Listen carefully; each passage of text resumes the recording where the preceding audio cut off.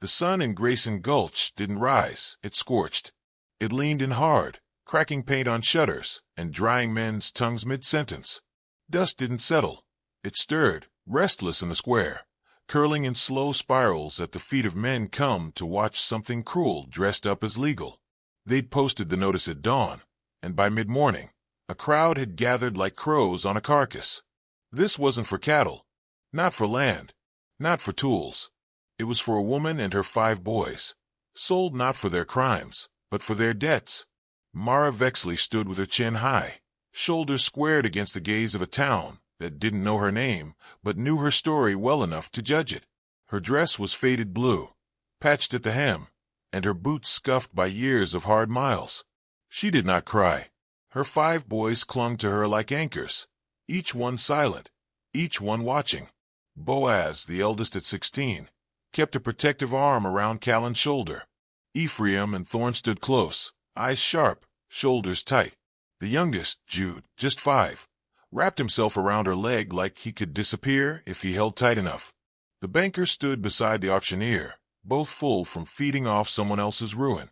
Their words were coded in formal language, citing statutes and sections.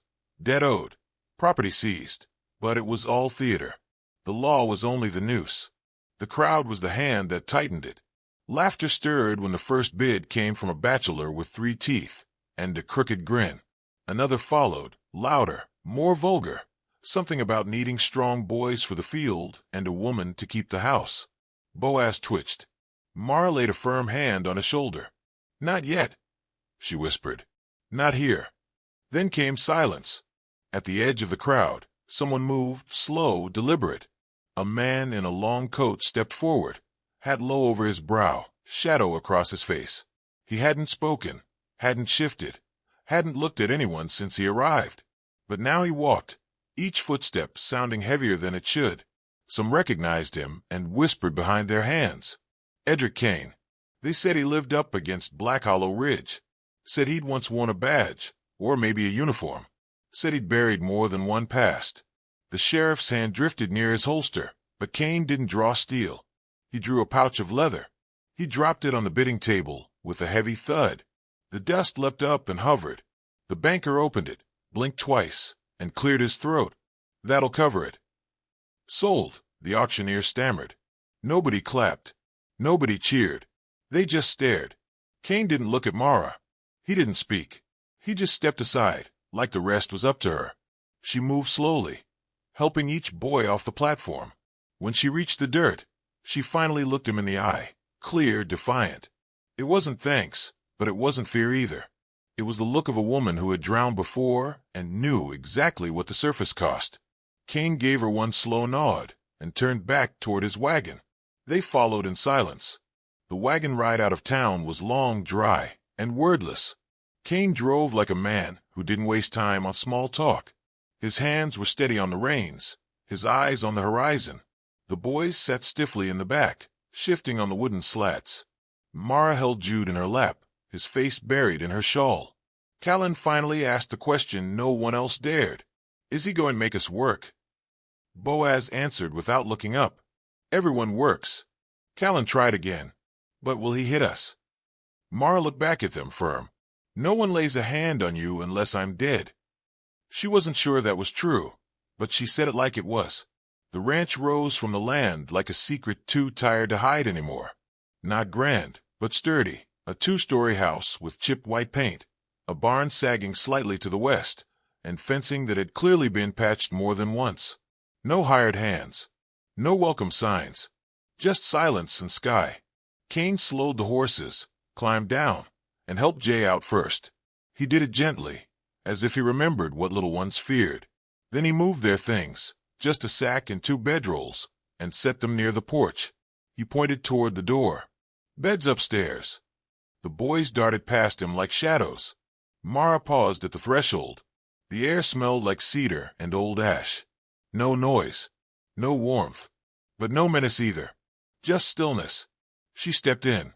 Kane knelt by the hearth. He lit a fire, not with quick sparks, but with slow hands. One hand shielded the flame. One fed it.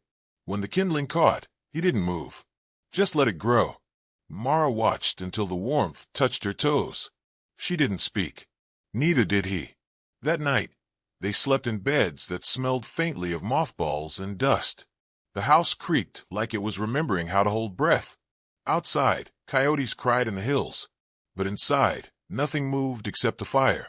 Cain sat on the porch, rifle across his lap. His boots were muddy, his jaw unshaven. He didn't know what exactly he'd brought into his home. A widow, 5 boys, a storm of needs and ghosts. But he knew what it looked like to watch a family drown, and he knew what it cost not to act. The next morning, Mara rose before the sun. The boys still slept, curled together in borrowed blankets. She laced her boots slowly, wrapped her shawl tighter, and moved through the house like she was learning the bones of it. The hearth had gone to embers, but there was kindling stacked neatly by its side, as if left for her. She stepped outside into a chill that bit straight through cotton. Cain was at the well, drawing water. He didn't look up. He didn't need to. He placed a bucket at her feet, then carried the other to the barn. His coat fluttered faintly in the wind, like something stitched from silence. Mara stood there, bucket in hand, unsure what to do next. She had been bought, but not touched. Taken, but not claimed. She watched him vanish into the barn and realized something strange. He moved like a man who had already buried the worst parts of himself, but still hadn't let them rot. By noon, the boys had begun to test the edges of this new world. Boaz walked the fence line, scanning for weakness. Callan trailed him, mimicking his stance. Ephraim helped Mara gather kindling. Thorn chased a barn cat. Little Jay sat on the porch and stared at Cain as he whittled. Cain didn't shoo him away. He just carved. Later, as the sun sank, Mara found herself watching Cain through the window. He moved slow, not lazy, deliberate. Every motion had the weight of someone who didn't want to do anything twice. The boys were asleep, exhausted from doing nothing but carrying their own unease. She folded her arms and stepped outside. "You always this quiet?" she asked. Cain looked up. "Mostly. You plan on putting them to work?" "Eventually." "And me?" He shrugged. "You'll know when." She studied him. The shadows made his face hard to read, but she could see the lines at his mouth, the kind that didn't come from laughter. They came from silence that stayed too long. She didn't press. She just nodded once and turned back to the door. Inside, she checked on the boys. She kissed each forehead without waking them, then wrapped herself in her shawl and settled by the fire.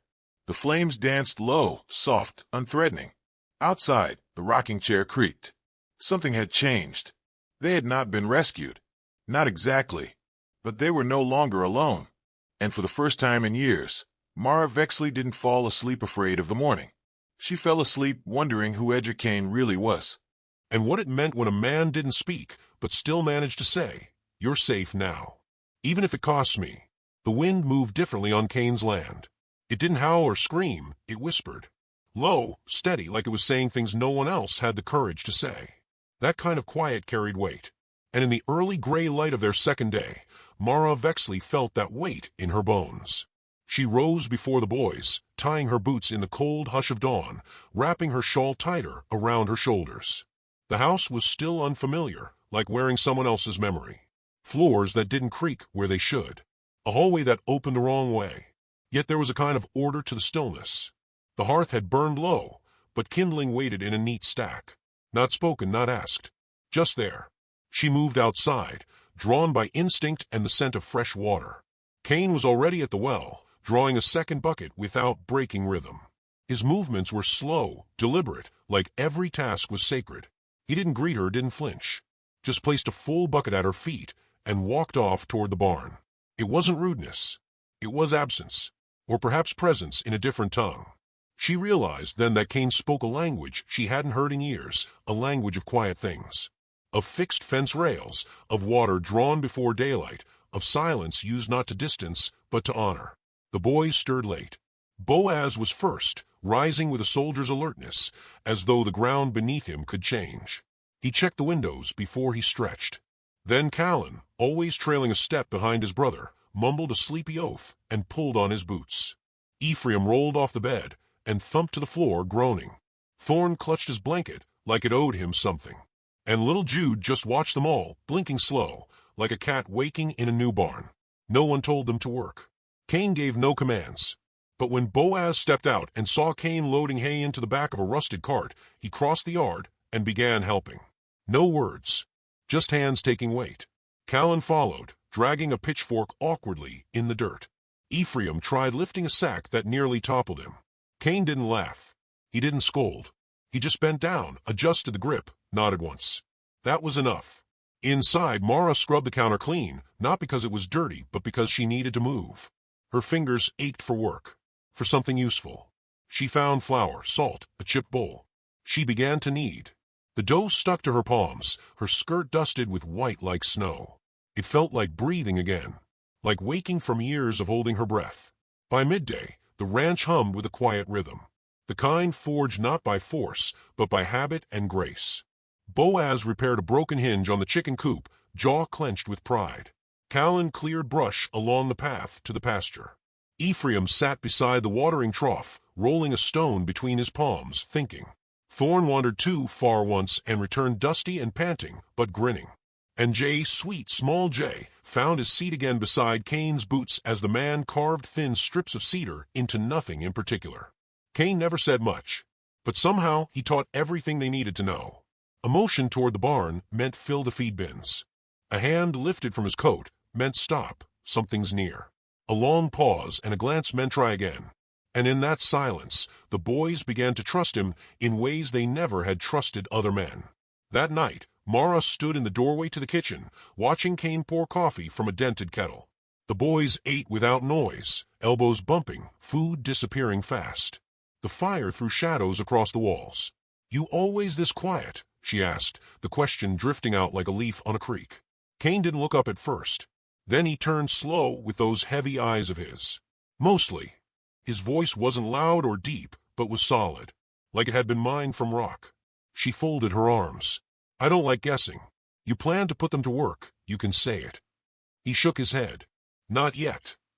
Her eyes narrowed. "But eventually. When they're ready." "And me?" she asked softer now. Cain sipped his coffee. "You'll know when." She didn't like that answer, but she understood it. There was something in the way he watched them, not like livestock, not like burden, but like something being rebuilt one piece at a time. Later, when the house quieted and the boys slept with full bellies for the first time in months, Mara stood on the porch in her shawl, breathing in the scent of cedar smoke and dust. The land stretched dark and wide. A few lanterns glowed from neighboring ranches, miles off. Cain sat on the top step, cleaning his rifle.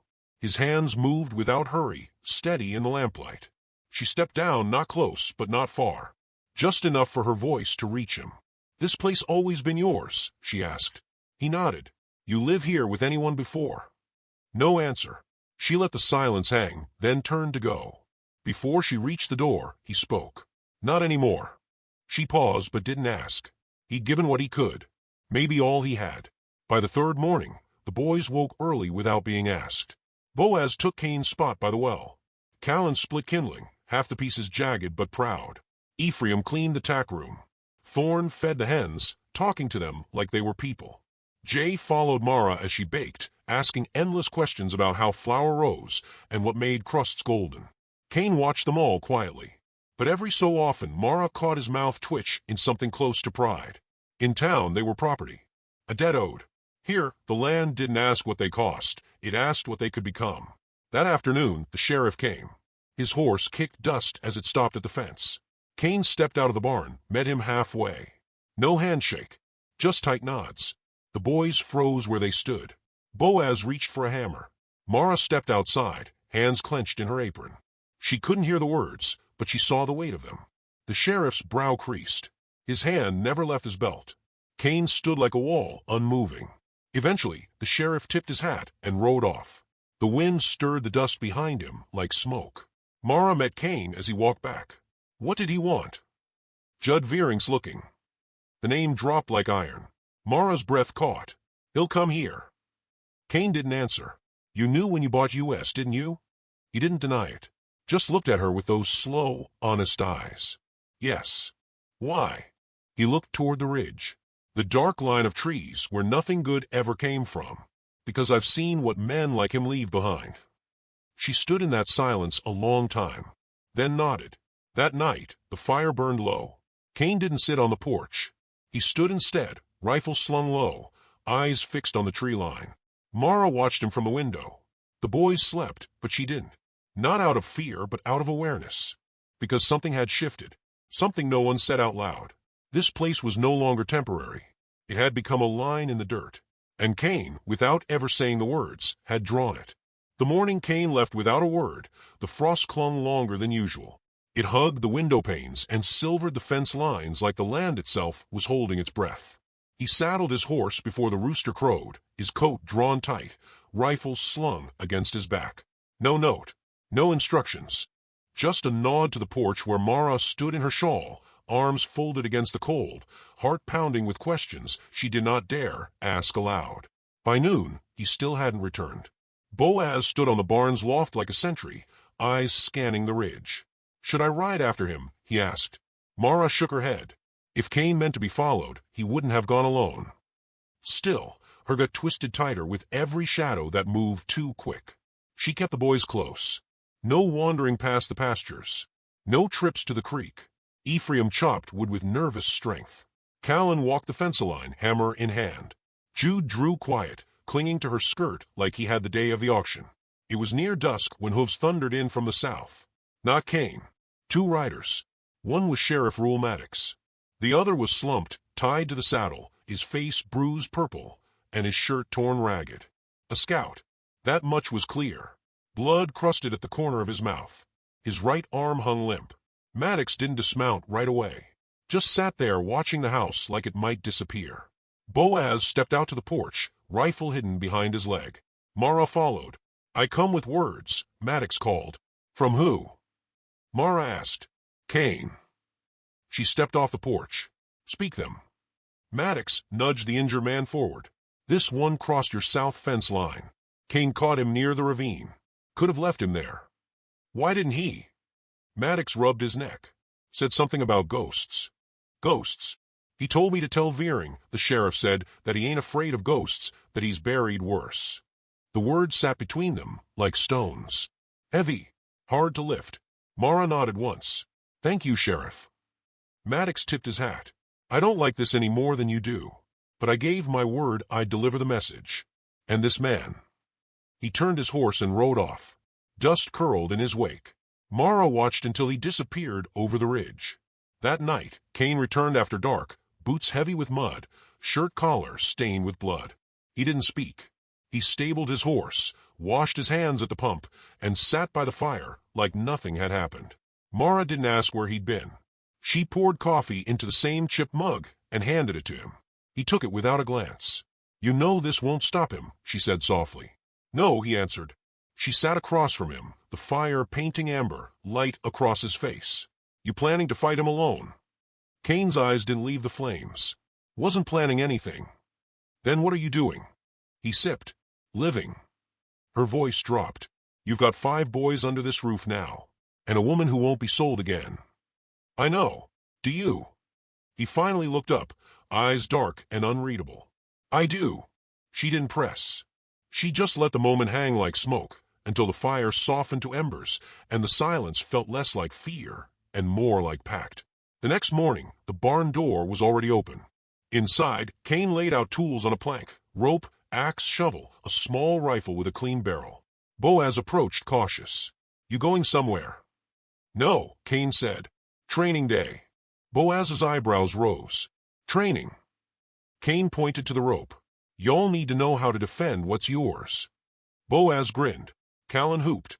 Even Ephraim stood taller. By midday, sweat stained their shirts.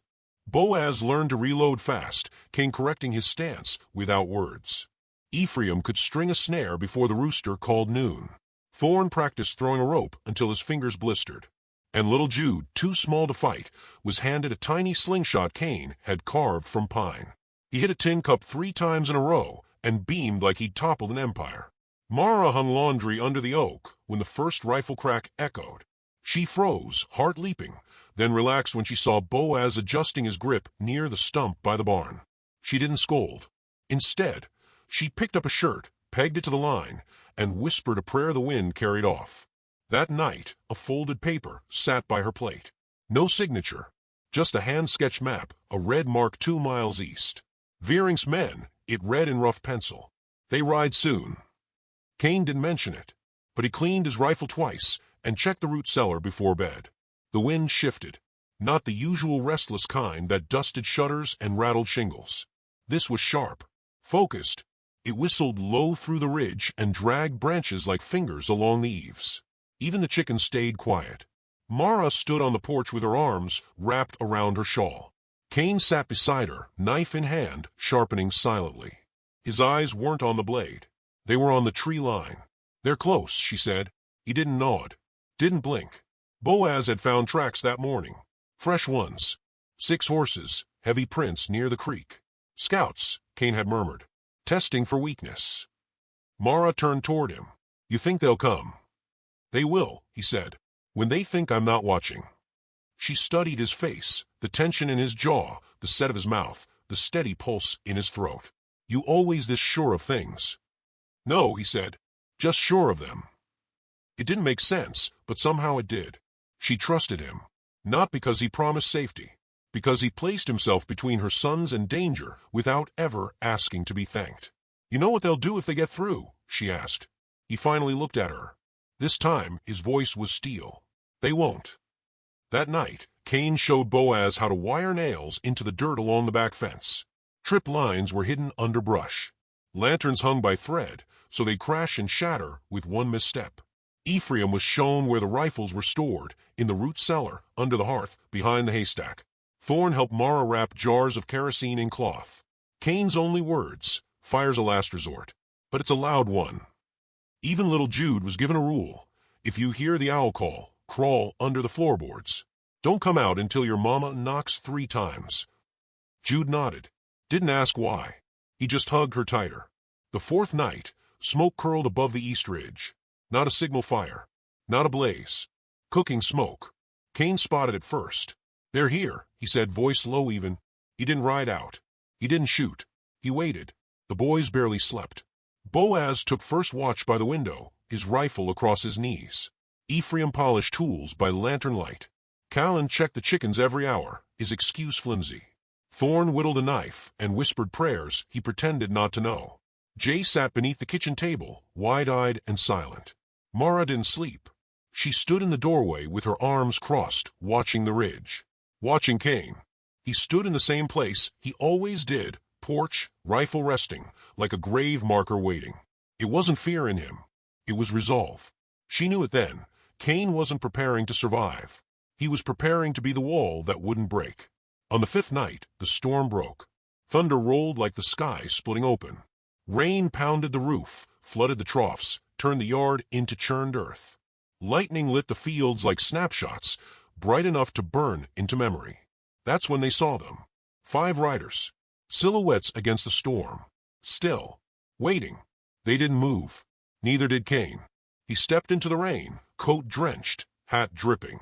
He didn't flinch when lightning cracked above his head. He stood like a tree too old to bend. For nearly an hour, the riders watched.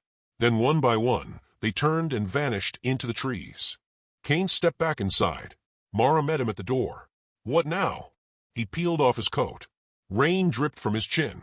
His eyes were clearer than they had been in weeks. "Now," he said, "we dig in." The next morning, something had changed, not in the land, not in the sky, but in him. His silence still held, but there was a new fire behind it. Not rage, not fear. Memory. Boaz saw it too. As Kane passed by the barn, the boy stood straighter, eyes brighter. Ephraim followed without needing to be asked. Callan hummed as he worked, a tune Mara hadn't heard before. Even Jay seemed lighter, chasing the dog through the wet grass. Mara watched Kane from the porch, arms folded, coffee cooling in her hands. She knew what was coming, and she knew one thing with perfect clarity. Judd Veering could ride in with 7 men, with rifles and names on deeds. But he wouldn't find weakness here. He'd find a man who had once lost everything, and now stood with 6 reasons not to lose again. The air that morning was wrong. Not loud at all. That would have been easier. It was the kind of silence that prickled the skin and made even birds hesitate. Kane rose before the first hint of gold broke the ridge and stood alone by the barn, watching the line where land met sky, still wrapped in pre-dawn gray. He didn't speak, didn't move. The rifle hung from his shoulder, and every inch of him was set like stone, waiting to crack. Inside the house, Mara laced her boots in the dim firelight. The boys were already stirring without her call. There were no sleepy protests, no jokes, no chasing each other around the table. Just quiet movement, like they understood they'd stepped into a day that would leave its name on their bones. Boaz gathered kindling and flint, packing them into buckets like Cain had shown him. Callan and Ephraim checked the fence lines again, this time with eyes sharp and hands steady. Thorn tied kerosene jars with thick twine, his mouth set in a line too tight for a child. Jude wouldn't leave Mara's side. His tiny fingers clung to the hem of her skirt like a child holding on to the edge of a cliff. Mara watched them all. Every motion, every breath. She stood straighter than she had in months. There was no room for fear now. Only presence. Cain hadn't returned to the house. Mara found him kneeling at the base of Hollow Ridge, beside a stump long split by lightning. The rifle rested across his lap, like an extension of him. He didn't look back when she approached. "They're coming," she said. "I figured. They'll want you." He didn't answer.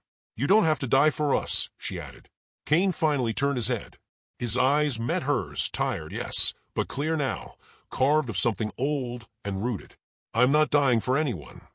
"Then why?" "I'm living for something," he said, for the first time in a long while. She swallowed.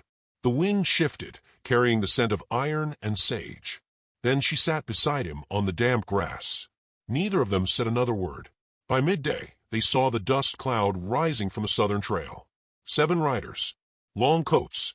Bandanas pulled up over mouths. Rifles strapped loose. Cain stood on the porch, arms folded as Boaz and Callan flanked him, their rifles cradled but not raised. Mara stood just behind the door, Jude hidden behind her skirts, fingers clenched. Thorn peered through the side window, already clutching one of the kerosene jars. Ephraim waited behind the barn, crouched low near the horses with his slingshot. It wasn't much, but it was enough to say, "We won't go quietly." The lead rider pulled up at the gate. Judd Veering. The mustache was still thick, but the smile beneath it had soured. He had the look of a man used to getting what he wanted, until the world reminded him otherwise. "Mara Vexley," he called. "I've come to collect what's mine." Her voice came clear and loud through the open window. "You lost that right when you sold us like hogs at market." Judd's grin didn't waver. "Doesn't matter. Got claims. Got law." "You've got gall," Cain called back. Judd leaned in his saddle. "And who are you now?" "Hiding behind skirts and children." Cain stepped forward slowly, the rifle at his side, but not raised. "You come a step closer," he said, "and I'll plant you right here." Judd chuckled. "You think you can hold off 7 men?" Cain looked down the line. At the boys. At Mara's silhouette behind the door. Then back at Judd. "I don't need to stop 7, he said. "Just you." The laughter that followed wasn't kind. It was sharp, cruel, edged with certainty. But it didn't last long. Cain raised his rifle and fired. The bullet missed Judd by inches. It struck the saddle behind him with a crack loud enough to wake the whole valley. The laughter died instantly, and then the chaos began. The first rider spurred forward toward the porch. Boaz, already steady, pulled the trigger. The man went down hard, a cry echoing off the barn. Callan dropped low, reloading, lips pressed tight in silent prayer. Ephraim flung open the barn doors, yelling as he slapped the horses' flanks. They bolted into the field, hooves thunderous, scattering 2 more riders. One fell roll didn't rise. The other was nearly trampled. Cain moved like a man who'd fought before. Not wild, not fast, but precise. He dropped a 3rd man with a single shot near the water trough, then rolled left, his coat vanishing behind the smoke. Judd shouted something, an order or a curse, but the noise swallowed it. Mara stepped out of the house with a jar of flame in one hand and a burning rag in the other. She didn't wait. She lit the fuse on the porch and hurled it at the wagon behind the men. It hit with a deafening crash, flames roaring instantly as the kerosene found dry wood. The fire split the battlefield in 2. Another rider tried to regroup near the pasture. He raised his rifle, only for Cain to knock it aside with the butt of his own. One blow, then another. The man dropped like dead weight. Judd dismounted, pulling his pistol. "Cain," he bellowed. Cain turned, his coat soaked through with rain, face streaked with ash. He dropped his rifle and walked toward Judd, fists clenched. They collided hard, shoulder to chest, elbow to jaw. Judd slashed with a blade, catching Kane across the arm. Blood spattered across the mud. But Kane didn't stop. He roared and slammed a punch into Judd's ribs, then another to his throat. Judd staggered, wheezing, but swung back, slicing again. Kane caught the blade, took the cut, and drove his knee into Judd's stomach. The two of them fell into the dirt, fists and curses and old grudges tangled like barbed wire. It wasn't clean. It wasn't glorious. It was survival, bloody, tired, necessary. Mara ran forward with the rifle Boaz had dropped, but Kane raised a hand, just enough to say no. Judd choked, gasped, and spat blood into the earth. "You don't win, Kane," he rasped. "You just slow it down." Kane stood, breathing hard. He looked down at the man who'd ruined more lives than he could count. And then he turned and walked away. By dusk, the fire was dying. The wounded had crawled off. One rider lay unconscious, tied to the porch post. Another was buried behind the barn. Boaz sat on the steps, bruised but glowing. Ephraim had a scratch on his cheek, and Thorn's knuckles were torn, but they laughed softly now, like they'd survived a storm they never believed would pass. Jude sat curled in Mara's lap, too tired to speak, but clinging to her like roots to soil. Inside, Kane sat at the table, arm wrapped in linen, jaw bruised, eyes quiet again. Not silent, just still. "You could have killed him," Mara whispered as she wrapped his wound. "Wouldn't have helped." "He'll come back." "Maybe," Kane said, "but not tomorrow." "What now?" He met her gaze. "Now we rebuild. Together." She didn't speak, just nodded. And in that moment, amidst the smoke and broken boards and the scent of singed earth, she believed him. Days passed, then weeks. The wounds healed, some with stitches, some without. The land bore its scars openly. Bullet holes in the fence post. Blackened soil near the wagon. A knife Kane refused to bury. But those scars became part of the place. They reminded everyone what had been earned. One morning, Mara stood barefoot on the porch, the hem of her dress fluttering in the breeze. She sipped from a tin mug, eyes on the horizon, not in fear, but in hunger. For the day, for the quiet. Behind her, life stirred. Boaz chopped wood, stronger than he had been. Callan mended harness straps, humming a song he hadn't learned from her. Ephraim tossed feed with reverence, not routine. Thorn sat cleaning his boots, slow and precise. And Jude, sweet, silly Jude, was tracing pictures in the dirt. A house, a horse, a man and woman standing side by side. Kane sat inside by the stove, arms still bandaged, but shoulders no longer weighed down. He chewed a biscuit and nodded when she stepped in. "You gonna rest today?" she asked, teasing. "I might," he said. "You say that every day." "Yeah," he replied. "But every day I mean it a little more." She smiled. "The sheriff came by," she added. "Says Veering's gone. Left the territory. No charges, but no more trouble either." Kane raised an eyebrow, but said nothing. "Peace," she said. "It's just quiet that costs something." He looked at her then, really looked. "Peace ain't something you find," he said. "It's something you make out of pieces." She studied him. The way his voice sounded different now. Not hollow, but whole. The kind of whole that takes a long time to rebuild. That evening, they ate supper under the stars. A table Kane had built from old barnwood held plates, cups, biscuits, and memory. The boys sat close, laughing. Thorn told a story about chasing a goat into the well house. Callan mimicked Boaz's serious voice, making everyone giggle. Even Ephraim cracked a smile that didn't look borrowed.